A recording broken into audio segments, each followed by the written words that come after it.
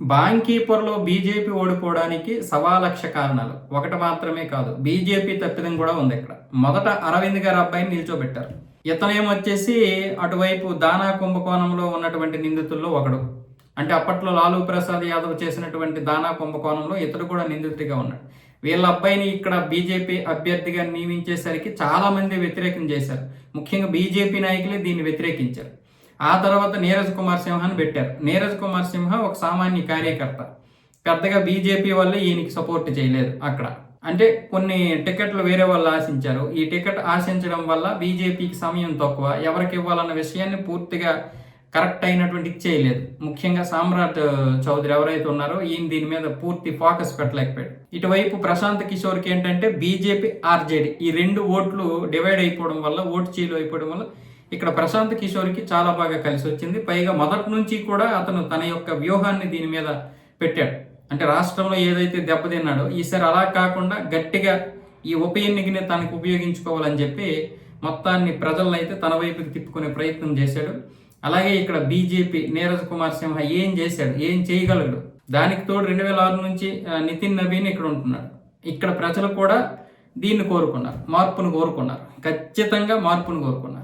అలాగే బీజేపీ ఆధ్వర్యంలో ఇది 1994 నుంచి బీజేపీ ఆధ్వర్యంలోనే ఉంది ఈ నియోజకవర్గం. మరి కాక్రోచుల దెబ్బ ఏదైతే ఉందో, ఒకవేళ జన్జీ కూడా బీజేపీకి వ్యతిరేకంగా ఓట్లు వేశారంటే వేయొచ్చు. దీన్ని మనం తీసి పారేయడానికి లేదు.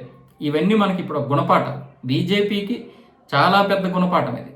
జంతర్ మంతర్ దగ్గర జరిగినటువంటి ఉద్యమం కావచ్చు, ఇలాంటి ఉప ఎన్నికలు కావచ్చు, ఇది ఒక పక్కాగా రేపు మంచిగా రాటు తేలడానికి, లేదంటే జాగ్రత్త పడడానికి ఇది ఒక మంచి అవకాశం. బీజేపీ తప్పిదం అయితే ఇక్కడ చాలా స్పష్టంగా ఉంది.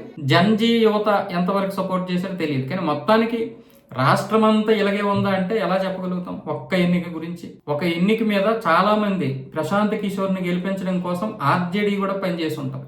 ఎందుకంటే ఆర్జేడీకి పూర్తి ఓట్లు పడవు కాబట్టి, లేదా కాంగ్రెస్కి పడవు కాబట్టి కాంగ్రెస్ వాళ్ళు కూడా ప్రశాంత్ కిషోర్కి చాలా సపోర్ట్ చేసి ఉంటారు. ఎందుకంటే ఇక్కడ బీజేపీ ఓడిపోవాలి, ప్రశాంత్ కిషోర్ గెలుస్తాడా వేరే వాళ్ళు గెలుస్తారని చూడరు. కాబట్టి ఇక్కడ 18,670 ఓట్లు నిజంగా చాలా గ్రేట్. అది ప్రశాంత్ కిషోర్కి తన పార్టీని ఇప్పుడు నిల్చోబెట్టుకోవడానికి, లేకపోతే బీజేపీని విమర్శించడానికి చాలా మంచి అవకాశం ఇది. అలాగే బీజేపీకి కూడా ఒక నియోజకవర్గమే కదా, రాష్ట్రం అంతా ఇలాంటి మార్పు ఉండకపోవచ్చు, లేకపోతే ఇలాంటి ఆలోచన ఉండకపోవచ్చు. ఇదంతా జస్ట్ ఒక నియోజకవర్గం అని కొట్టి పారేయకుండా బీజేపీ కూడా ఇప్పుడు జాగ్రత్త, అంటే ముందు జాగ్రత్త పడడానికి చాలా మంచి అవకాశం. రేపు ఉత్తరప్రదేశ్ ఎన్నికలు వస్తున్నాయి కదా, ఈ ఎన్నికలు వ్యూహాత్మకంగా దెబ్బతీయడానికి ఇప్పుడు మిగతా ప్రతిపక్షాలన్నీ ఏకమై ఇక్కడ ప్రశాంత్ కిషోర్ని గెలిపించాయి. దాన్ని దృష్టిలో పెట్టుకోవాలి. బీజేపీ చేసినటువంటి కొన్ని తప్పిదాలను కూడా సరిదిద్దుకోవాలి. అయితే బీజేపీ ఇలాంటివి చాలా చూసింది, దానికి ఏమీ పెద్ద ఇదేమీ కాదు.